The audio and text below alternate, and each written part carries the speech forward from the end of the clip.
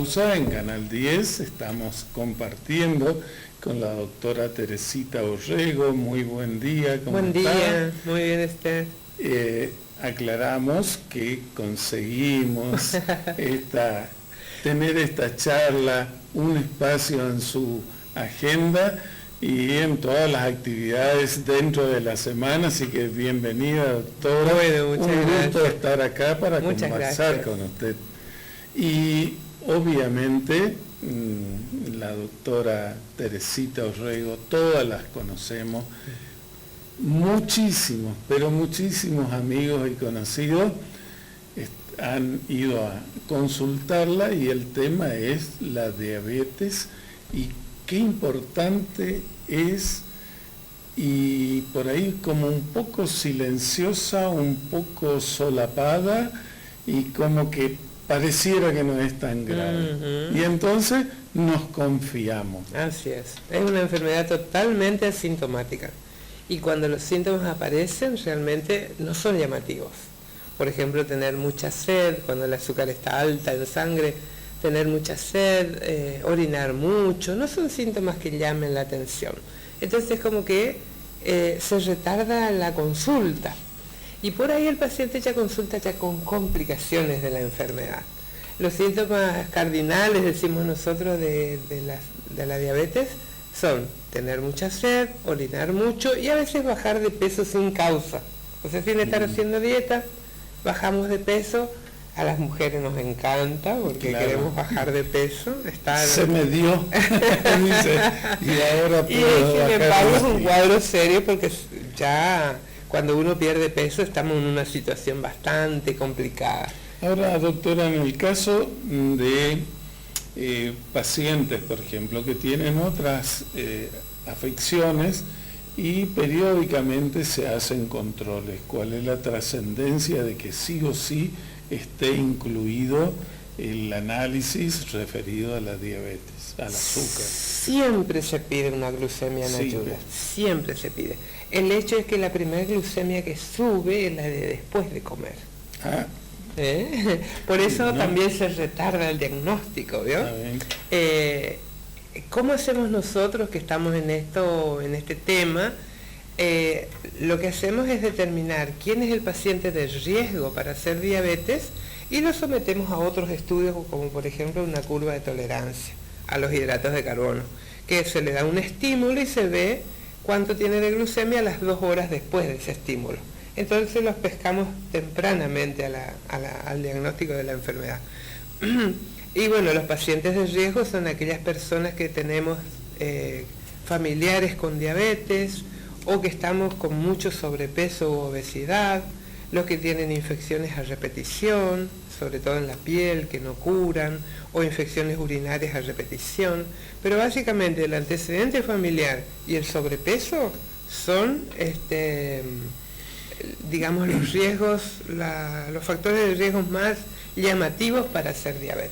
Ahora, hace falta un sobrepeso, digamos, exagerado, muy visible, o si uno tuviera que tener, supongamos, 70, 80 kilos y está pasado 5 o 10 kilos, ya puede ser parte de esa... Puede tener una alteración en el metabolismo, porque hay distintas clasificaciones ahora. Por ejemplo, tenemos pacientes que tienen glucemia alterada en ayunas, ya los tratamos para que sean diabéticos lo más tarde posible, ¿verdad? O una intolerancia.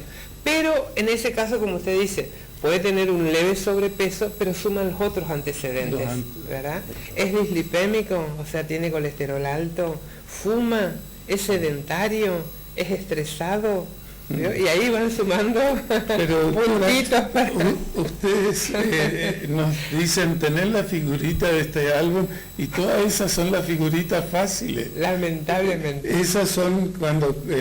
no sé si usted estuvo en la época de la figurita, pero cuando comprábamos los paquetitos, habían unas que eran fáciles. Así es. Cuando dice fuma, bueno, por suerte se cambió mucho, gracias a Dios. Pero el tema de la diabetes, el sobrepeso, el estrés, el sedentarismo, esas tenemos medio que en mayor o en menor grado, todos somos parte de esos problemas. Claro. veo la sociedad, los hábitos de vida de este tiempo, digamos, con mucho estrés, poca actividad física, comida chatarra, todos esos factores influyen para obesidad y secundariamente para diabetes, porque van de la manito. Obesidad y diabetes van de la mano. Una obesidad predispone a ser diabético. Ahora, vamos por su primera expresión, es asintomática. Eso lo hace todavía más difícil y como que nosotros tenemos un montón de otras cosas y estamos como ignorando. Algunas veces conscientemente y otras están en el subconsciente, pero no lo ponemos en primer plano. Claro. ¿Y cómo incide eso dentro de la evolución de la enfermedad? ¿Cuál es la gravedad si no se toman los controles preventivos, digamos? Claro. Mire, la diabetes, lamentablemente nadie la queremos tener.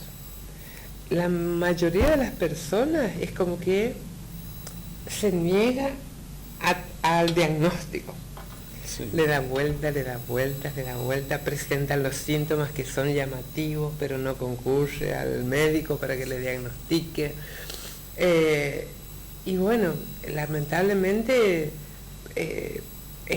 por ahí son los pacientes más difíciles porque no aceptan su enfermedad.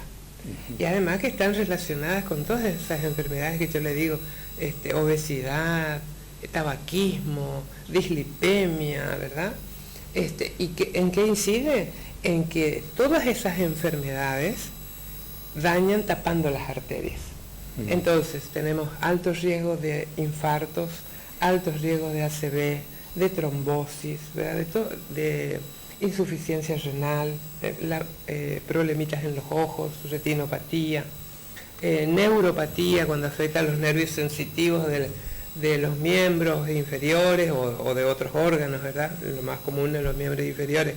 Entonces, ¿cuál es la importancia? El hecho de el diagnóstico temprano nos favorece, digamos, la no aparición de complicaciones. Podemos tratarlo precozmente y evitar las complicaciones, que ese es nuestro fin. Ese es el mayor instrumento para poder, digamos, si ya está la enfermedad, eso no se cura, pero tiene distintos grados evolutivos.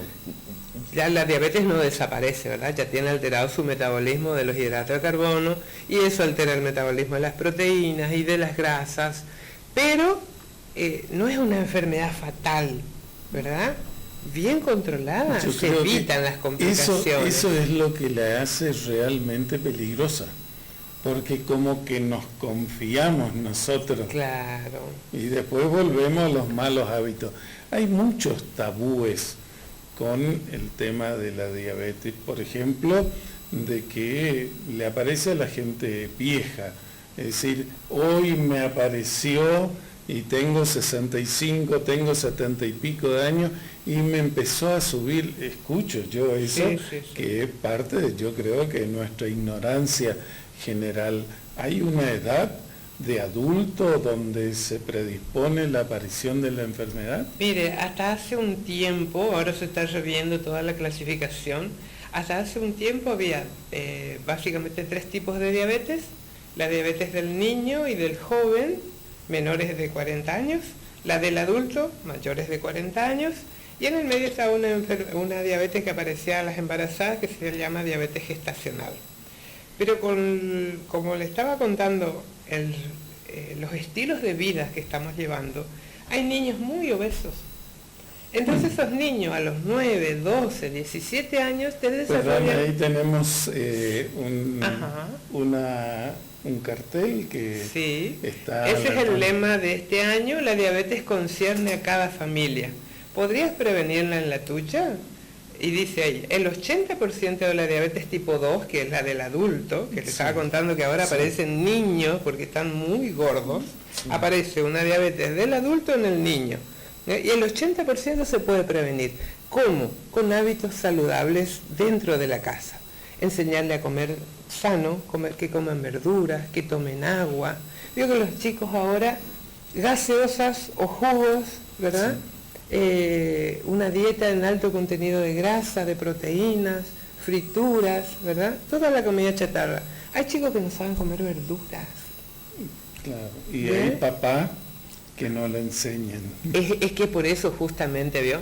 Concierne a cada familia. Es la familia la educadora en los hábitos alimentarios y de, por ejemplo, una actividad física. Recuerda que antes jugamos en las esquinas, íbamos a la plaza con toda tranquilidad. Saltar el elástico nomás, por ejemplo, era andar en bicicleta, ¿recuerda? Bueno, hoy lo que pasa es que toda la vida, primero, tiene el riesgo de que cualquier chico esté fuera de su casa, ya es un riesgo a otro nivel. Pero aparte, los juegos, por supuesto, ejercitar los dedos con el joystick, es decir, en la Play, que es otro tema también. Pero eso de las gaseosas, porque para mi sorpresa, mucha gente consume y le afecta la Coca-Cola puntualmente, que tiene, como todos sabemos, alto contenido de hidratos de carbono. Y esa fórmula secreta, bien entre comillas, tiene cocaína, de ahí viene una adicción, por eso que es secreta la fórmula. Pero fuera de eso, acá en Argentina somos el país de Latinoamérica que más consumimos las aguas azucaradas o saborizadas, claro, con sepa Dios qué cosas le ponen adentro. Y sobre todo, ¿sabe qué? Por ahí la propaganda influye mucho. Sí. Por ahí dice sin azúcar, pero hay que leer realmente los rótulos de los envases para, ¿cómo es? Para saber realmente si tienen o no tienen En ese videito se están viendo aquí ese proceso que tiene que ver eso con... se está viendo cómo ingresa los hidratos de carbono, o sea, los que vienen con los alimentos, a la célula para ser transformados en energía, ¿verdad? A través de una hormona que se llama insulina y que en el diabético está en déficit, ya sea por... hay una tipo 1, que el 90% del páncreas está destruido, digamos, de células beta del páncreas que no produce insulina, y entonces se desarrolla una diabetes tipo 1, que es la que requiere insulina para la vida, y el porcentaje de pacientes es del 5 al 10% de la población. Un déficit casi total de insulina. Por eso esas personas necesitan insulina para vivir. Y fíjese que son pacientes jóvenes. Niños jóvenes menores de 40 años. Después tenemos la tipo 2, la del adulto, ¿verdad? Actualmente las estadísticas es el 90 al 95% de la población total, ¿verdad? Pero estadísticamente el 10% de la población tiene diabetes tipo 2 y la mitad no está diagnosticada. Eso lo hace gravísimo en la evolución del tiempo. Eso. O en caso de tener otra afección. Claro, agrava todo tipo de infección, ser sometido a una cirugía, agrava, por ejemplo, las asociaciones mortales de hipertensión, dislipemia, diabetes, con todo lo que implica el riesgo de infartos, ACV, todas las enfermedades vasculares, ¿verdad? Y ahí el páncreas es el órgano que produce insulina. Por ahí las personas dicen, ¿y cómo funciona mi páncreas? El páncreas tiene dos tipos de funciones. La función endocrina, que es la de producir hormonas, dentro de ellas la insulina, y la exocrina, que intervienen en la digestión. Así que el tema de los niños y qué pueden hacer los padres, además de que esté un poco gordito en sí mismo, no implica ningún problema grave, ni quiere decir de que pueda tener, como que fuera de eso, de la sed, de mucha micción, ¿cómo pueden prevenir o estar más tranquilos los papás? La prevención se hace básicamente con hábitos saludables, de alimentación y de actividad física. Con eso se previene el 80% de la aparición de este tipo de enfermedades. ¿Vio? Y bueno, consultar al médico, ¿verdad? A veces una glucemia en ayunas, como se pide habitualmente, no es suficiente. Hay que hacer la carga, el estímulo para saber. Es como que simula una comida, ¿verdad? Y a las 2 horas se vuelve a sacar sangre y se ve cuánto está la glucemia a las 2 horas de haber comido. ¿Y qué relación hay entre los antecedentes hereditarios y la aparición de la diabetes en alguien más joven? Porque ese concepto erróneo teníamos nosotros, como que éramos los viejos los que teníamos la posibilidad de que nos aparezca, decía, y seguramente estaría ya hace mucho tiempo. Eso, se dice que al diagnóstico hay entre 1 a 5 años de evolución de la enfermedad ya. Tan asintomática es que es así. 1 a 5 años de evolución. Y la idea es detectar a los pacientes de riesgo, como le decía, toda aquella persona que tenga sobrepeso, sedentarismo, estresado, dislipemia, tabaquismo, a todas esas personas hay que pesquisarles, no importa la edad. Está bien, porque además ahí está teniendo el combo perfecto. Eso que usted dice estaban en el decálogo de todo lo que me preguntaban en el cardiológico, también lo hacen cada vez que me controlan, y arrancan con el tabaquismo, la diabetes, y después el estrés aparece como un componente que se repite casi en la mayoría de las personas, fruto de nuestro estilo de vida. Nuestro estilo de vida. Así es. Hay otra cosa como tabú. Si alguien ya se inyecta insulina, ¿es de por vida insulino dependiente o cómo es ese cuadro? Los chicos que, como les decía hoy, tienen un déficit casi total de insulina, ellos sí son insulino dependientes para toda la vida. Pero aquel diabético tipo 2 que usa insulina, a veces lo puede hacer en forma intermitente. Por ejemplo, un tipo 2 que viene bien con sus pastillitas, su dieta, su actividad física, tiene una neumonía o un infarto. Entonces, para lograr un mejor control metabólico y que esa infección se pueda resolver bien, le ponemos transitoriamente insulinoterapia, su tratamiento con insulina.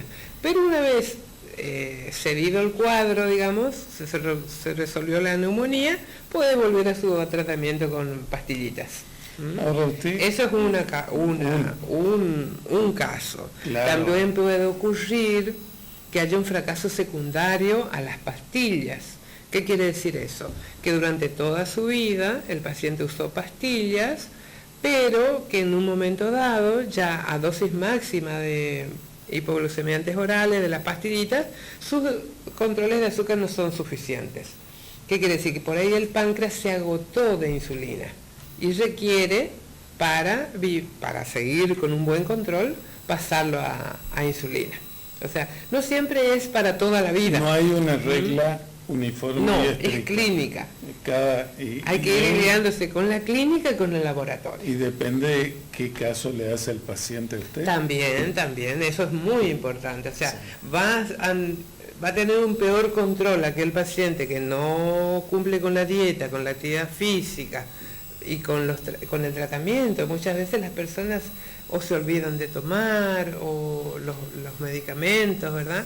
Y bueno, va a tener un peor control. Y entonces uno le propone, mire, si usted sigue con estos controles va a tener complicaciones. Es conveniente que se ponga insulina porque con la insulina manejamos mejor los valores.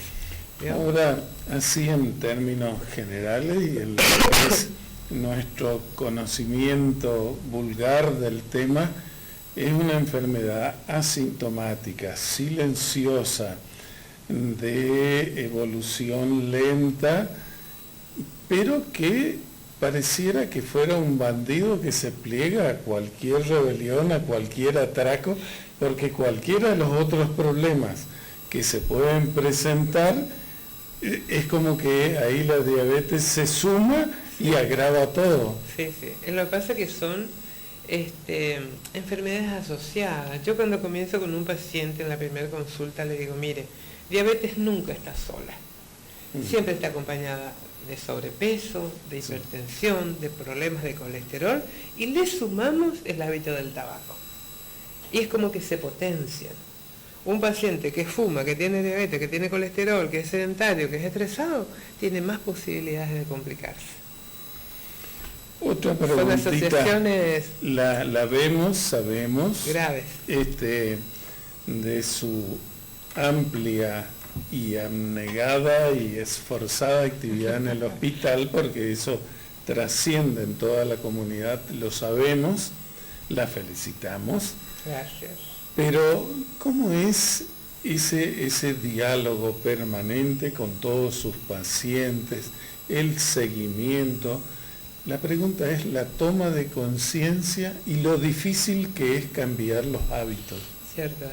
Mire, gracias a Dios en el hospital habemos 3 especialistas ya, gracias a Dios, porque la verdad que esto es, como dicen las estadísticas, tanto la obesidad como la diabetes son enfermedades epidémicas. El doctor Melana, la doctora de la Vega y yo, los 3 especialistas en diabetes, y ahora tenemos la colaboración de nutricionistas. Entonces, lo primero que hace el paciente es concurrir al servicio, las enfermeras le toman todos los datos de peso, talla, antropométricos, ¿verdad? Arman una ficha y después pasan con nosotros. En la primera consulta es muy bueno establecer como las reglas de juego. Sí. Hay que educar al paciente, ¿vio? Porque nosotros tenemos hábitos que venimos de nuestra familia, de nuestros abuelitos. ¿Ya recuerda cuando nos decía la abuelita, cuanto más gordito es más sanita el nene? Bueno, eso cambió totalmente. O comer un poco, está flaquita, está ojerosa, que coma otro plato de ravioles. Eso mismo. Ahora eso cambió totalmente. Y el que era muy bonito era el que comía un poco más en el tercero ya. Sí, se vio que la obesidad no es estética, la obesidad es enfermedad. Entonces, hay que educar al paciente, ¿verdad? Y está hablando de las recomendaciones de calcular mismo. El plato de comida. Eso mismo. Y la actividad física, ¿veo? Les explicamos que los 4 pilares básicos del tratamiento de la diabetes, la dieta, la actividad física, la educación y la medicación, por último, digamos, ¿no? Gracias a Dios contamos con las nutricionistas, como le decía, porque antes teníamos que hacer todo nosotros, enseñarle nutrición y toda la parte médica. Bueno, pasan con los nutricionistas, hacen su consulta a nutrición, que van siguiendo también semana a semana o como le parezca a la nutricionista que tiene que venir, el seguimiento del peso, ¿verdad? Y bueno, la provisión de medicamentos es gratuita en el hospital, por ahí tenemos nuestras falencias de que no recibimos medicamentos, pero las vamos supliendo, gracias a Dios, con el aporte de todo lo que podemos nosotros de nuestro consultorio privado, ¿verdad? Tenemos también le podemos proveer a los niños, a las embarazadas y a los pacientes que usan insulina, le proveemos de sensores y de tiras para el monitoreo, para el monitoreo glucémico. Y semanalmente le damos charlas de educación diabetológica. Las charlas de educación diabetológica es un momento especial que podemos contar, o el paciente puede contar con nosotros, para una conversación un poco más distendida que una consulta. Una consulta es rápida, ¿verdad? Porque hay 30 pacientes esperando. Sí. Pero en las clases de educación diabetológica nos damos el tiempo para que ellos puedan preguntar sus dudas, y ahí les vamos enseñando muchas cosas. La relación entre los malos hábitos que tenemos, lo difícil que es cambiar esos hábitos y después las realidades de las consecuencias, porque aún en la gente más humilde y que no está, digamos, preparada con mucho conocimiento, por ahí no tienen tanto acceso. Ahora otro de los problemas que es un beneficio, pero un problema creo que tan grave como la ignorancia. Sí.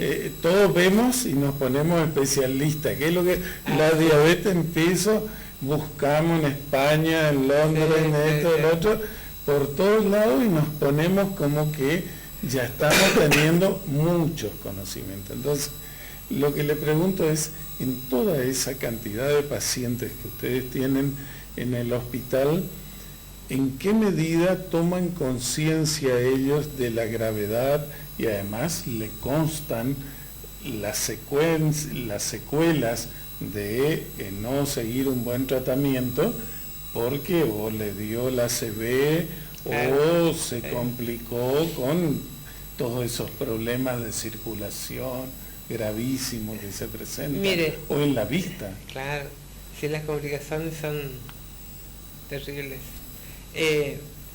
Si uno quiere ser veraz, digamos, muy pocos pacientes son los que toman conciencia total de lo que es la enfermedad y se ponen las pilas, como decimos, como para bajar de peso, hacer su actividad diaria. Muchas veces los vemos, yo tengo, digamos, la satisfacción, no sé decirle un porcentaje por ahí, que tome conciencia real de su enfermedad, no sé, un 10%. Pero por ahí es bueno verlos, por ejemplo, en las plazas, personas grandes que están caminando, tratando de mejorar su actividad física y buenos resultados. La verdad que sí. El hecho es concientizarse de todo lo que implica el tratamiento, porque no es nomás como tomar una pastillita. Sí. No es eso. Eso es lo mismo que cuando queremos bajar un poco la panza, qué sé yo, hablo de mi experiencia, es difícil dejar el whisky por alguna cervecita, el vino. O ser constante tanto tiempo también, ¿no? Y después queremos como que mágicamente haya algo, y veo algunos amigos que están todavía con más problemas que yo, dicen, si hubiera algo que yo pueda tomar. Y cuando vinieron el equipo del cardiológico, que fue genial en las charlas que dieron allá en el Salón Don Pedro de Rata Bres, decían acá, no hay magia, no hay pastilla, no existe, no va a existir nunca algo que vos digas, toma esta pastilla y te cura todo. Claro, no hay magia. Fíjese que por eso justamente el lema de este año, que la diabetes concierne a la familia, porque es en la familia donde comenzamos a comer. Yo le digo, cuando damos las charlas de educación, ¿quién le pone el azúcar a la leche del bebé? Sí. La mamá. Y para que tome le pone más azúcar. Sí. ¿Quién le pone la sal a la comida? La mamá. O sea, aprendemos a comer en casa. Los malos hábitos. Y por suerte superamos aquella de nuestros abuelos y la otra generación, así como todos preparaban su huerta, también le metíamos frito 2 o 3 veces por semana. Era comer una milanesa, que va a ser en el hornito eléctrico una milanesa, pero ni se le ocurre. Pero tenían la posibilidad, de comer una verdura. O un poco de pecho en el puchero, por ejemplo. Eran hábitos y también vivían 50 años, ¿no? Pero, ¿sabe qué? También no había el estrés de esta época. Claro. Y había trabajo. O sea, por ahí la gente de campo se iba a trabajar de 7 de la mañana a 10 de la mañana por el sol, pero un trabajo intenso. Un trabajo físico que demandaba un gasto de energía. Bueno, un lujo estar conversando con usted, le agradezco mucho que haya hecho este espacio. Muchas gracias. Y creo que lo mejor es, de la experiencia de tantos años, de tantos pacientes, 2 o 3 consejitos prácticos que son como lo básico de lo que tenemos que tener en cuenta. Bueno, para las personas adultas, lo ideal es que una vez al año testee su glucemia en ayunas y evalúe, ¿no? Evalúe también sus antecedentes familiares, evalúe su peso, sus hábitos alimentarios y que se ponga a hacer actividad física. La caminata, lo más barato, lo más accesible, porque uno puede hacerlo en el horario que pueda, ¿verdad? Es importante. Una caminata o bicicleta, lo que le guste hacer, natación, por ahora nosotros, nuestro clima ayuda para hacer natación, Sí. una actividad que sea agradable para la persona y que sea acompañado por la familia. Enseñarle a los chicos a ir a correr, acompañarlos a las plazas, a que anden en bicicleta, que jueguen, el fútbol, ¿verdad? Que dejen un poco las pantallas. Veo que los chicos ahora miran sus pantallas y están comiendo galletitas o Sí. papas fritas. Toda la industria y todo el esquema publicitario de marketing nos lleva al consumo de todas esas cosas y las aguas gaseosas. Eso mismo. A los chicos acostumbrarle a un hábito de vida saludable en cuanto a alimentación y actividad física. Con eso creo que prevenimos un montón. Un montón. Doctora, yo le voy a recordar una frase del doctor Rosenbaum que solía decir: los humanos olvidamos los remedios más antiguos, que son caminar y tomar agua. Mira qué lindo. Decía el doctor Rosenbaum, y estamos hablando de 30, 40 años atrás. Qué sabiduría. Qué sabiduría, decía, el remedio más antiguo. Sí. Y fíjese usted, con todo el avance de la ciencia, con todos los medios que tienen ahora, todo, terminamos que si un paciente le dice: doctora, voy a caminar y voy a tomar agua, ya está esperanzado usted que va a mejorar. Totalmente, sí. Bueno. Sí, desde ya que sí. Un gusto y felicitaciones, me hago eco. Tengo muchos amigos en todos los niveles y por acá hoy nos está trabajando uno que no sé si es muy buen alumno, pero que también sabe, le entró perfectamente toda la enseñanza y sabe que el riesgo, él puede morir de viejo de cualquier otra cosa o que sea un problema gravísimo en el corto plazo. Con respecto a lo que dice de los ancianos, usted sabe que todo nuestro organismo es como que va envejeciendo con nosotros y nuestros órganos, ¿verdad? Hay muchísima gente, como la expectativa de vida ha subido, de cerca de 90 años que desarrolla una diabetes, pero ya porque su páncreas no produce insulina. Claro. Es una diabetes del adulto, del anciano, pero ya por eso nomás, porque no produce insulina. O sea, a toda edad debemos buscar diabetes, ¿verdad? Así que ahí también esos tipos de... Y lo otro es saber para la gente, no es necesario que se complique. Hay mucha gente, muchos pacientes que llegan a 80, 90 años y están muy bien. Sí. Muy bien. Una de sus pacientes era mi suegra, María Magdalena, que 90 años, ¿verdad? Sí, lo llevó, pero perfecta. Ahora era un relojito cumpliendo con todo. Una excelente paciente. Estricta, así que, bueno, de ahí y de un montón de casos, le digo, de todos los niveles, de gente que conozco, la recuerdan muy bien y están muy agradecidos con su profesionalidad en la atención. Así que felicitaciones. Bueno, muchas gracias. Les voy a contar que el miércoles estaremos en la Plaza Mitre controlando para todos aquellos que se quieran acercar a controlarse, de 8:30 a 11. Bueno, vamos a andar por ahí. Puede ir en ayunas. Un rato. Puede ir en ayunas o 2 horas después de haber tomado su desayuno para el control. Ahí pudimos detectar muchos pacientes que andaban por ahí en estos años, ya que todos los años hacemos el 14 de noviembre, el Día Mundial de la Diabetes. Bueno. Y el 18 va a haber una caminata y una bicicleteada en la Plaza Costanera. Así que ahí vamos a hacer nuestro aporte también para la comunidad, con folletería, donde pueden ir a informarse sobre... Bueno, lo vamos a acompañar y antes de eso... vamos a ir contactándonos nuevamente. ¿Cómo no? Muchas gracias por venir. A usted muchas gracias por la invitación. Bueno.